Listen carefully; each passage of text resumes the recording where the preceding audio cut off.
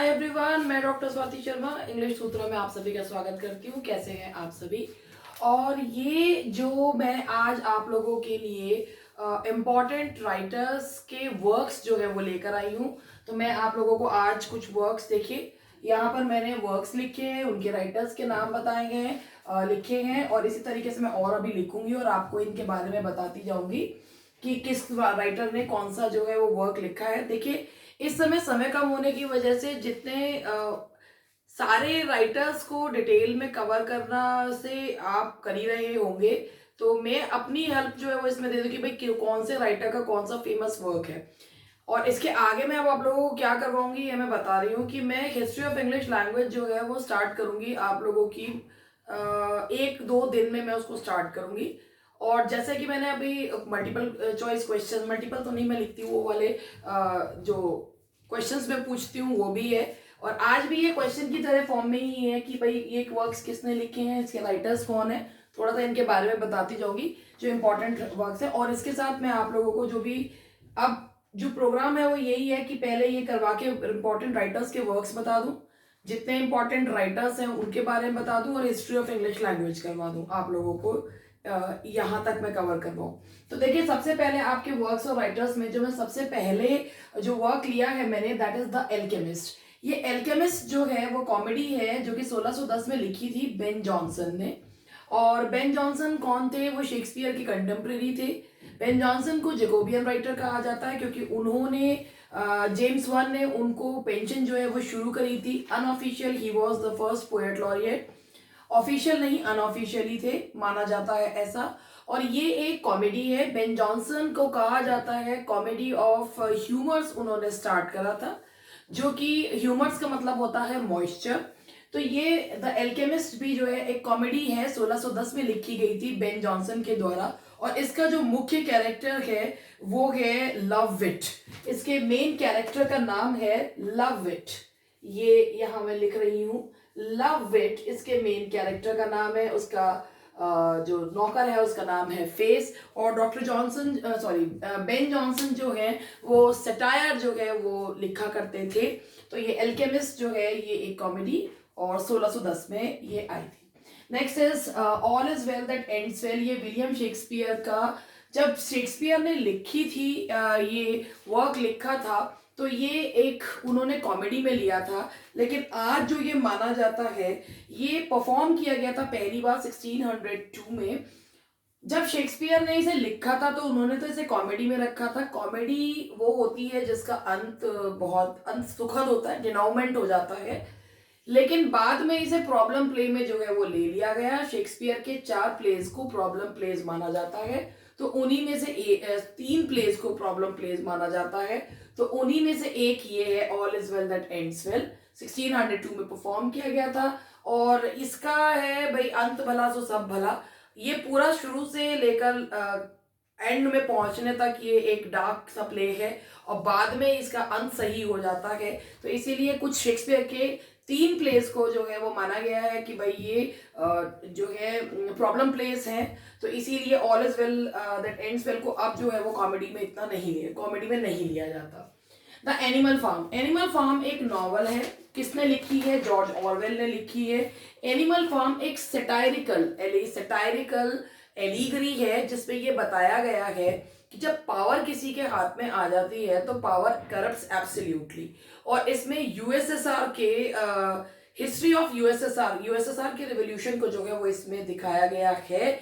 और ये Animal Farm George Orwell का पॉलिटिकल एलिगरी है ये। And next is Areopagitica. Areopagitica John Milton ने लिखी है। जॉन मिल्टन जो कि बिलोंग करते हैं 17th सेंचुरी प्यूरिटन एज को बिलोंग करते हैं, एज ऑफ मिल्टन को जिसे कहा जाता है। एक्चुअली एरियोपेजिटिका क्या बारे में मैं आप लोगों को बताऊं, ये मिल्टन ने ये वर्क लिखा था कि फ्रीडम ऑफ प्रेस। अब क्यों था? एरियोपेजिटिका का मतलब था फ्रीडम ऑफ प्रेस। प्रेस मतलब जो व्यक्ति जो लिखे उसे वो छापने की आजादी होनी चाहिए। ये जो वर्क है दैट केम इन 1644 में ये वर्क आया था, जॉन मिल्टन ने लिखा था। और इसके बारे में थोड़ा सा आप लोगों को और बता रही हूँ। देखिए, इसका जो टाइटल है एरियोपेजिटिका का, इसका इट्स टाइटल एरियोपेजिटिका का its title is taken from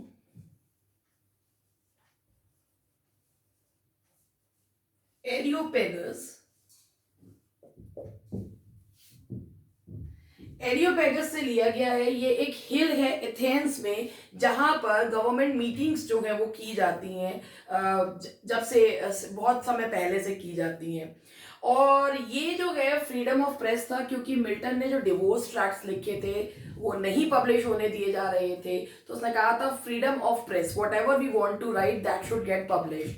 जो भी हम लिखना चाह रहे हैं वो पब्लिश हो जाना चाहिए। तो एरियोपेजिटिका जॉन मिल्टन का वर्क है, 1644 में आया था और इसका टाइटल लिया गया है एरियोपेगस से।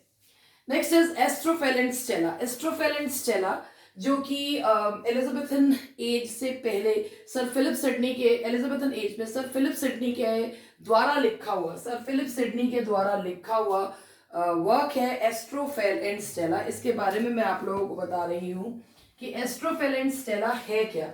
ये एक sonnet series, 108 sonnets and 11 songs हैं इसमें, एक 108 सोनेट्स एंड 11 सॉन्ग्स हैं। सर फिलिप सिडनी ने लिखा है। Sir Philip Sidney fell in love with a girl Penelope Devereux, और वो उससे शादी करना चाहते थे, बट जो है नहीं कर पाए। तो उसमें उसको पेनेलोपी को समर्पित करते हुए एस्ट्रोफेल एंड स्टेला जो है वो उन्होंने लिखा है सर फिलिप सिडनी ने। तो चलिए आगे मैं आप लोगों को बताती हूँ एस्ट्रोफेल एंड स्टेला के बाद। और इस वर्क में ये 1580 में लिखा गया था, लेकिन 1591 तक, यानी कि सर फिलिप सिडनी के जितने भी वर्क्स हैं वो उनकी मृत्यु के उपरांत ही पब्लिश जो है वो हुए हैं। और एस्ट्रोफेल एंड स्टेला में आपको मैंने बताया कि इसमें 108 सोनेट्स एंड 11 सॉन्ग्स इसमें हैं। चलिए आगे बढ़ते हैं। अब इसके बाद आगे मैं आप लोगों को बता रही हूँ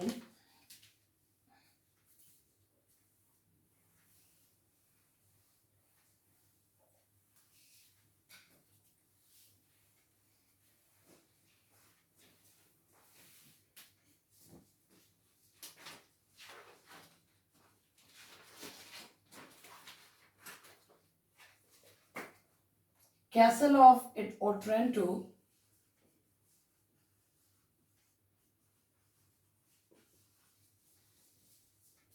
Horace Walpole।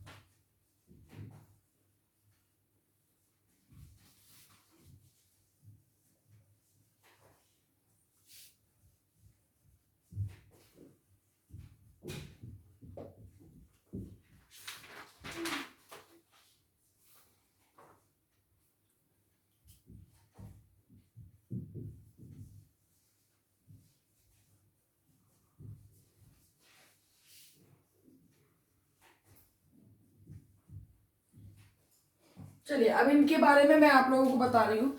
सबसे पहला जो मैंने वर्क लिया है अब इस समय, द कैसल ऑफ ओट्रेंटो। ये एक गोथिक नॉवल है। गोथिक नॉवल मैंने आप लोगों को बताया था कि गोथिक नॉवेल्स वो होते हैं जिसमें रहस्य, रोमांच, मध्यकालीन युग के बारे में बताया जाता है, कैसल्स का वर्णन होता है, तो उसे गोथिक नॉवल जो है वो कहते हैं। बड़ा डार्क सा एटमॉस्फेयर होता है। तो गोथिक नॉवल लिखने का भाई शुरू तो पहले भी हुए थे गोथिक नॉवेल्स जो है, लेकिन गोथिक फिक्शन जो है वो आया था, हॉरेस वॉलपोल ने शुरू करा था। और ये जो कैसल ऑफ ओट्रेंटो है ये 1764 के अराउंड जो है, यानी कि 18th सेंचुरी में जो है वो लिखा गया था। और हॉरेस वॉलपोल ने, मतलब गोथिक फिक्शन को इसमें जो है इसका श्रेय जो है वो हॉरेस वॉलपोल को जाता है। ये गोथिक नॉवल है, castle of Otranto is a Gothic novel, और इसे लिखा किसने है, हॉरेस वॉलपोल ने जो है इसे लिखा है। The next work is the Cenci. The Cenci जो है इसका प्रोनाउंसिएशन चेंची है, और इसे पीबी शैले ने लिखा है। शेंची, चेंची कई तरीके से प्रोनाउंस करते हैं, पीबी शैले ने लिखा है। ये है क्या, इट्स अ पोएटिक ड्रामा, ये एक पोएटिक ड्रामा है, और ये पीबी शैले ने लिखा है। ये इंसेस्टुअस रिलेशनशिप पे आधारित है, और इसकी थीम जो है कि रिलीजन जो है वो बर्बाद कर देता है लोगों को। हालांकि ये इंसेस्टुअस रिलेशनशिप पर है, जिसमें एक काउंट फ्रांसिस्को दिखाए गए। काउंट फ्रांसिस्को अपनी ही बेटी बीट्रिस के प्रति आकर्षित हो जाते हैं, और किस तरीके से बीट्रिस उन्हें मार देती है, और उसके बाद उसे फांसी पर जो है वो चढ़ा दिया जाता है।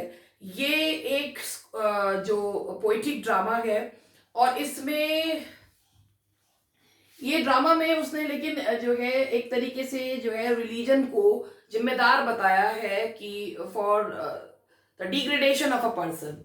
तो चेंची एक पोएटिक ड्रामा है, किसका, पीबी शैले का। Now the next one is Christabel. Christabel जो है वो कॉलरिज की एक अनफिनिश्ड नैरेटिव पोयम है। नैरेटिव पोयम का मतलब होता है नैरेटिव पोयम।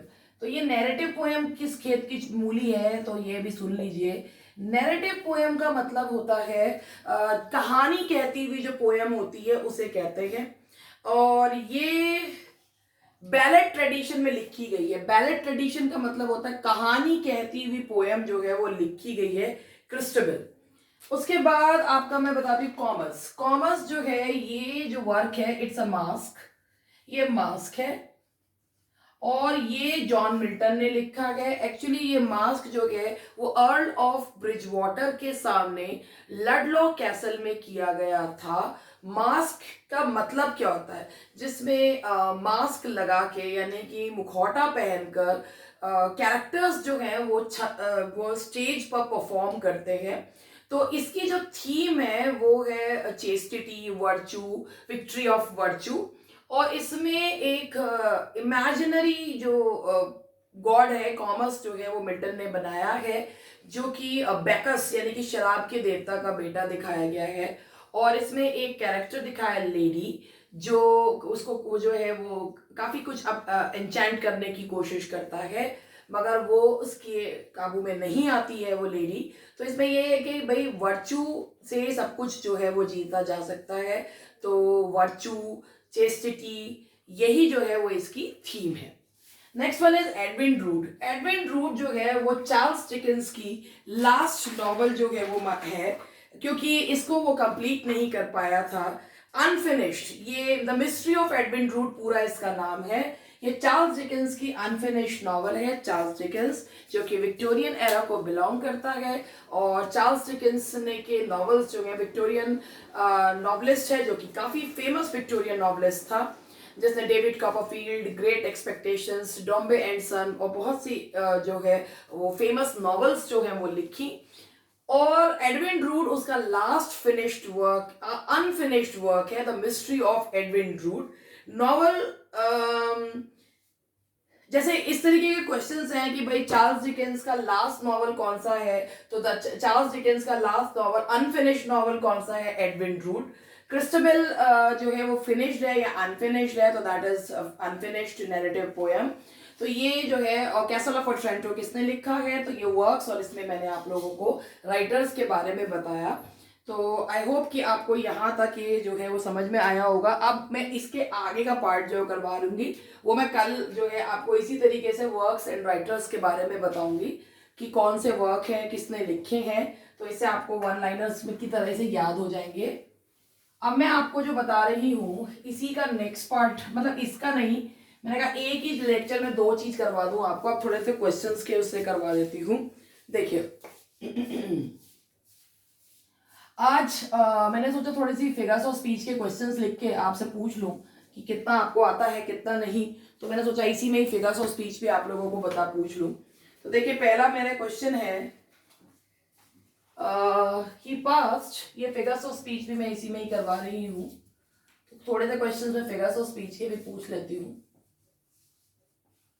ही पास्ट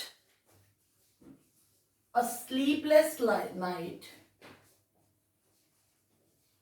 तो इसमें कौन सी फिगर ऑफ स्पीच है? ही पास्ड अ स्लीपलेस नाइट।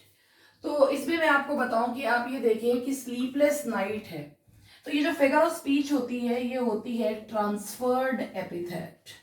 अब ये क्या फिगर ऑफ स्पीच है इसके बारे में मैं आप लोगों को बताऊं। एपिथेट का मतलब होता है एडजेक्टिव, और ट्रांसफर्ड का मतलब होता है जब वो किसी पर ट्रांसफर कर दिया जाता है। तो जब नॉन लिविंग थिंग पर व्हेन जब किसी लिविंग के एडजेक्टिव, लिविंग पर्सन के लिए यूज होने वाले, लिविंग पर्सन के लिए यूज होने वाले एडजेक्टिव को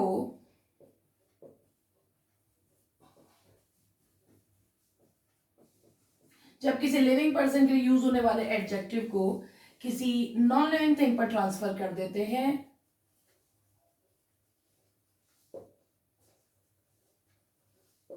तो उसे क्या कहा जाता है? That is known as transferred epithet. जैसे आप ये समझिए कि स्लीपलेस नाइट या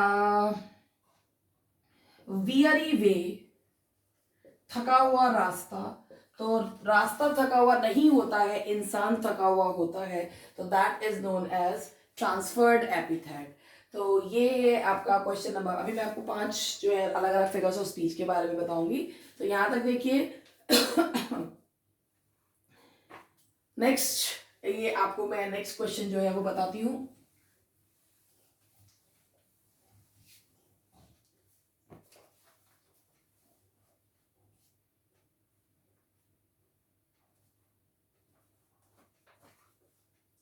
question number 2, he is no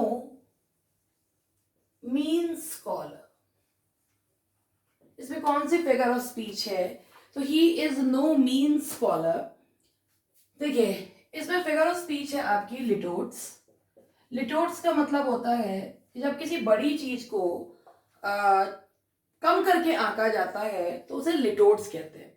इसका उल्टा है हाइपरबोल, जब किसी चीज को बढ़ा चढ़ा के बताया जाता है। He is no mean scholar, इसमें क्या कर दिया जाता है कि एक खराब एडजेक्टिव के आगे नो लगा देते हैं। तो लिटोट्स किसी बड़ी चीज को कम करके आंकना, दैट इज नोन एज लिटोट्स।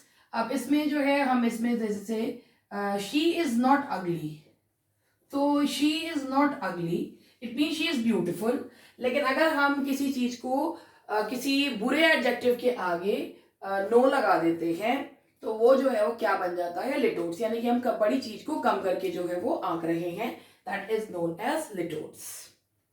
ठीक है,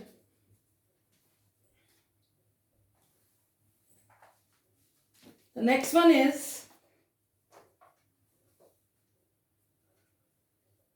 question number 3. My love is the daughter of earth and water. My love is the daughter of earth and water. इसमें अगर मैं आपसे फिगर ऑफ स्पीच पूछूं तो मैं आपको ऑप्शन दे रही हूं, पर्सोनिफिकेशन, सिनेक्डोकी, मेटोनिमी, पैथेटिक फैलेसी। तो अगर मैं आपसे पूछूं कि इसका आंसर क्या होगा तो अधिकतर लोग इसका आंसर यही देंगे कि भाई पर्सोनिफिकेशन ही इसका आंसर जो है वो होगा। तो अब मैं आपको जरा इसके बारे में बता देती हूँ कि ये क्या है, क्यों है, कैसे है। जरा 1 मिनट मेरी बात को सुन लीजिए। देखिए, my love is the daughter of earth and water, तो पर्सोनिफिकेशन है, पैथेटिक फैलेसी, मेटोनिमी, और क्या है? देखिए, लव को, my love is the daughter of earth and water, कि धरती और पानी का जो बेटी है, दैट इज माई लव। तो माई लव को कंपेयर, माई लव को क्या करा जा रहा है? पर्सोनिफाई, मानवीय फीलिंग्स दी जा रही हैं। तो इसीलिए जब मानवीय फीलिंग, किसी नॉन लिविंग थिंग को मानवीय फीलिंग्स दी जाती हैं तो उसे क्या कहा जाता है? That is known as personification.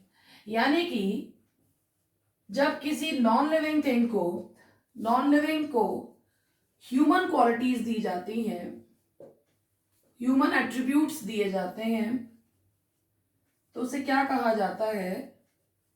That is known as personification. चलिए आगे बढ़ते हैं। एक और आपका क्वेश्चन जो है यहां पर, he is an extremely old man of 90। He is an extremely old man of 90। एक मिनट में जरा यहां से मिटा देती हूँ उसको, तब दिखेगा। He is an extremely old man of 90। तो अब ये क्या है, इसके बारे में आप लोग मुझे बताइएगा कि he is an extremely old man of 90। मैं इसको ऑप्शन आप लोगों के सामने बोल रही हूं, टाउटोलॉजी, पेरीफ्रेजेस, हाइपरबोल, लिटोट्स। तो इसका आंसर जो है वो देखिए, एक चीज देखिए, एक फिगर ऑफ स्पीच में अगर हम बोलते हैं, अब इसमें फिगर ऑफ स्पीच है किसमें? Extremely old man of 90। अगर कोई बहुत बूढ़ा है, 90 साल का कोई जवान तो होगा ही नहीं। तो जब हम किसी बात को ज्यादा, मतलब एक ही बात को घुमा फिरा के एक ही बात को एम्फेसाइज करने के लिए बोलते हैं, तो या उसका प्रभाव जो है वो अलग ही होता है। टाउटोलॉजी का मतलब होता है उसी बात को रिपीट करना, तो टाउटोलॉजी कहते हैं एक्सट्रीमली ओल्ड मैन ऑफ 90। तो इसमें आपका जो फिगर ऑफ स्पीच है वो है टाउटोलॉजी। टाउटोलॉजी का मतलब होता है इसी एक ही बात को, रेडेंडेंट एक्सप्रेशन, एक ही बात को दोबारा से बोलना, उसी बात को एम्फेसाइज करने के लिए। जैसे I have seen with my own eyes, अपनी आंखों से देखते हैं, तो इसे टाउटोलॉजी जो है वो कहा जाता है। ये सर्कमलोक्यूशन से अलग होता है। सर्कमलोक्यूशन का मतलब होता है घुमा फिरा के बोलना, और टाउटोलॉजी का मतलब होता है किसी बात पे जोर देने के लिए उसे रिपीट करना, तो दैट इज नोन एज टाउटोलॉजी। ठीक है, इसके बाद हम लोग आगे बढ़ते हैं।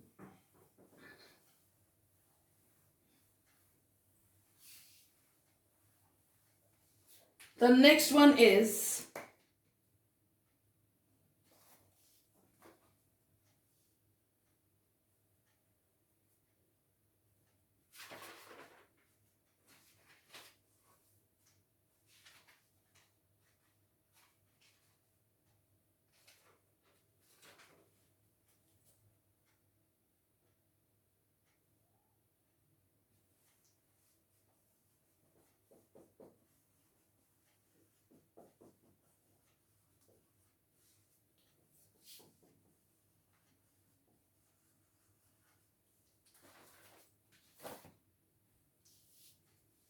देखिए, आई came, I saw, I conquered. ये जो फिगर ऑफ स्पीच है ये है क्लाइमेक्स। क्लाइमेक्स ग्रीक वर्ड से बना हुआ है जिसका मतलब होता है लेडर। इसका मतलब होता है कि छोटे से बड़े के क्रम में सजाना, उसे क्या कहा जाता है? That is known as climax. यानी कि आई केम, पहले मैं आया, फिर मैंने देखा, और फिर मैंने जो है वो जीत लिया। तो क्लाइमेक्स का मतलब होता है जब किसी चीज को छोटे से बड़े के क्रम में रखा जाता है तो उसे क्या कहा जाता है? Climax. I came, I saw, I conquered. इसका उल्टा क्या है? बेथोस या एंटी क्लाइमेक्स, इसका उल्टा है ये। ठीक है, बेथोस या एंटी क्लाइमेक्स, ये इसका उल्टा है। तो ये इसका उल्टा है, मतलब क्या होता है? बेथोस या एंटी क्लाइमेक्स का मतलब क्या होता है? आप सीधा जो है इस चीजों को बड़े से छोटे के क्रम में रख दें तो उसे क्या कहा जाता है? That is known as anti climax. जैसे I die, I fall, I fall, या आई फेंट है ये किसका? आई डाई, आई फेंट, आई फॉल। तो आप ये खुद देखिए, आई डाई, आई फेंट, आई फॉल, कि भाई सबसे पहले मर गया, फिर बेहोश हो गया, और फिर गिर गया। तो जब बड़े से छोटे के क्रम में रखा जाता है तो उसे बेथोस या एंटी क्लाइमेक्स कहते हैं। ये एक ल्यूडिक्रस यानी कि हास्यास्पद इम्पैक्ट डालने के लिए किया जाता है, और क्लाइमेक्स का मतलब होता है छोटे से बड़े के क्रम में लगाना। तो इसे जो है ग्रीक वर्ड जो है लेडर, लेडर यानी कि छोटे से बड़े के क्रम में लगाना। तो आई होप आज मैंने आपके दो जो चीजें हैं वो कवर करी हैं, राइटर्स एंड वर्क्स और फिगर्स ऑफ स्पीच। तो कैसा लगा मेरा प्रयास बताइएगा जरूर। थैंक यू वेरी मच, मिलते हैं कल। और चैनल को लाइक सब्सक्राइब करना आपकी मर्जी है। जैसा भी आपको उचित लगे आप लोग वो करिएगा। And thank you very much, मिलते हैं कल।